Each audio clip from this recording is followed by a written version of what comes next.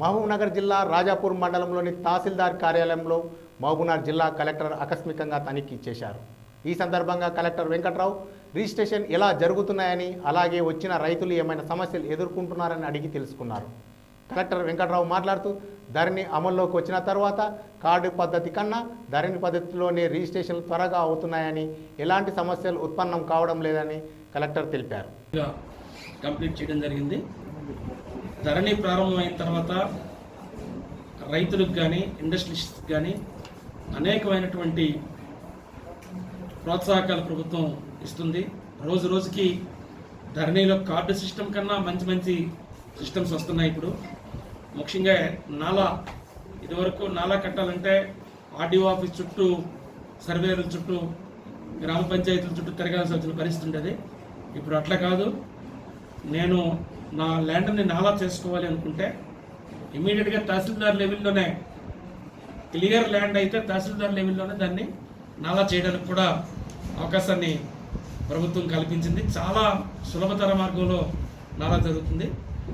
అలాగే pending mutations కూడా, ఇదివరకు రిజిస్ట్రేషన్ పత్రాలు ఉండి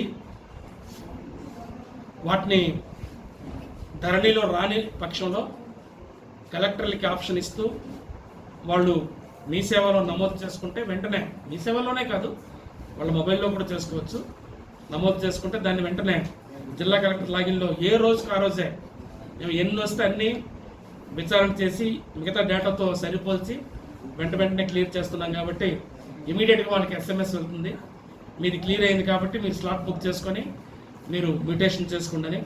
అలాగే సక్సెషన్ కూడా తహసీల్దార్ లెవెల్లోనే చాలా ఈజీగా, ఇదివరకు ఆర్ఐ చుట్టూ, విలేజ్ ఆఫీసర్స్ చుట్టూ, విఆర్ఓల చుట్టూ తిరిగిన ప్రజలు ఇప్పుడు డైరెక్ట్గా హ్యాపీగా తహసీల్దార్ ఆఫీస్కి వచ్చే సక్సెషన్ రిజిస్ట్రేషన్ కూడా చేసుకుంటున్నారు చాలా తక్కువ ఫీజుతో.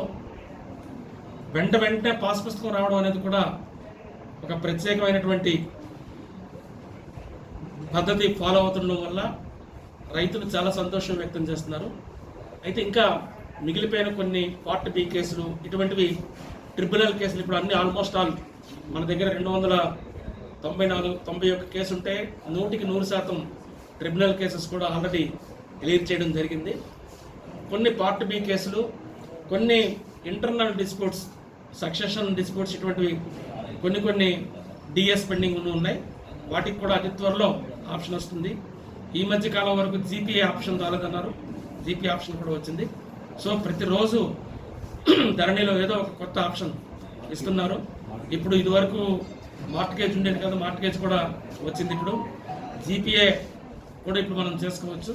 అయితే ఏజీపీఏ అనేది ఒకటి ఉంది, అగ్రిమెంట్ కమ్ సేల్, అది ఒకటి కొద్దిగా రావాల్సింది. కొద్ది రోజుల్లో అది కూడా వస్తుందని ఆశిస్తున్నాం.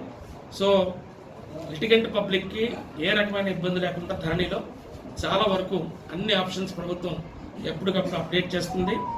కలెక్టర్లకి పూర్తి స్థాయి అధికారాలు ఇవ్వడం వల్ల ప్రతిదీ కలెక్టర్ స్థాయిలో విచారణ చేసి క్లియర్ చేస్తుండడం వల్ల ఏ రకమైనటువంటి ఇబ్బంది లేకుండా ప్రతిరోజు తహసీల్దార్ వ్యవస్థ ఎప్పటికప్పుడు సమీక్షలు నిర్వహించుకుంటూ అన్ని క్లియర్ చేయడం జరుగుతుంది.